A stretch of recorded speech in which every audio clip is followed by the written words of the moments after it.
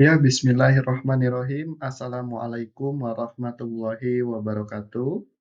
Perkenalkan, saya Iksan Firmansyah akan mempresentasikan kelompok hukum bisnis dan regulasi bersama rekan saya, Kenny Aditya, dengan dosen pengampu Ibu Dewi Febriani, SE, MSI.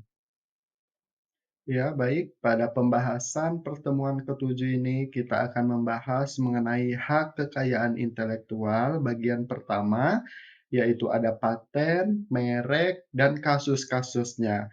Jadi untuk bagian pertama, saya sendiri yang akan membahasnya, dan bagian kedua pada pertemuan berikutnya akan dibahas oleh saudara Kenny Aditya. Iya, baik. Kita tentunya harus mengetahui pengertian dari hak kekayaan intelektual ini ya. Jadi, hak atas kekayaan intelektual itu adalah hak eksklusif yang diberikan hukum atau peraturan kepada seseorang atau sekelompok orang atas karya ciptanya. Jadi dia memiliki suatu karya, kemudian diberikan aturan, diberikan hukumnya, itu disebut dengan hak kekayaan intelektual. Pada intinya, hak kekayaan intelektual ini hak untuk menikmati secara ekonomis hasil dari suatu kreativitas intelektual. Objek yang diatur dalam haki adalah karya yang timbul atau lahir karena kemampuan intelektual manusia.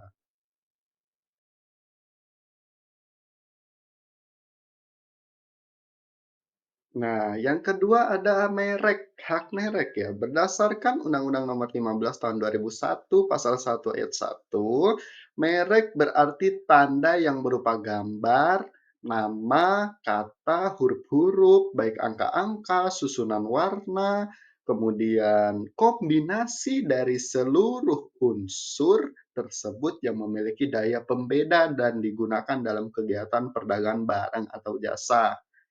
Jadi ada beberapa istilah merek yang biasa digunakan, yang biasa kita dengar. Yang pertama ada merek dagang.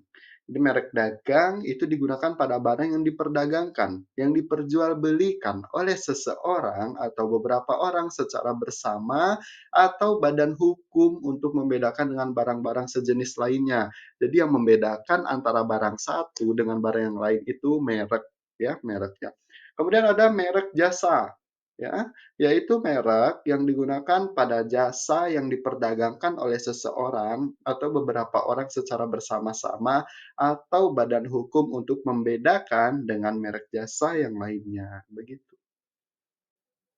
Iya, kemudian ada merek kolektif, ya, merek yang digunakan pada barang atau jasa dengan karakteristik yang sama yang diperdagangkan oleh beberapa orang atau badan hukum secara bersama-sama untuk membedakan barang atau jasa jenis lainnya.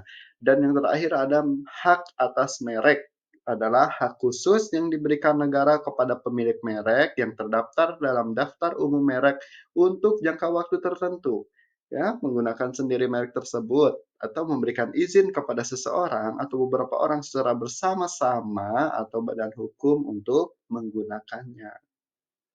Nah, kita masuk ke contoh kasus. Yang pertama dari paten, dari hak paten. Contoh kasusnya bagaimana? Ada contoh kasus Nokia ya, HP merek Nokia. Siapa yang sangka bahwa pemilik paten yang digunakan Oppo itu adalah Nokia?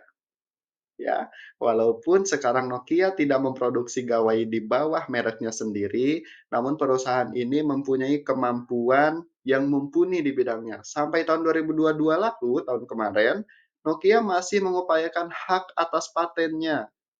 Tidak hanya di Indonesia, Nokia mengajukan gugatan di 9 negara loh.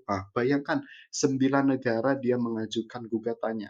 Di Jerman, pengadilan telah melarang Oppo untuk menjadi produknya karena masalah ini. Ya, masalah yang terjadi antara keduanya ya, Oppo dengan Nokia tadi, sudah pernah melalui proses mediasi. Namun karena tidak menemukan titik temunya, kedua perusahaan ini mengalami proses sengketa yang panjang melalui pengadilan.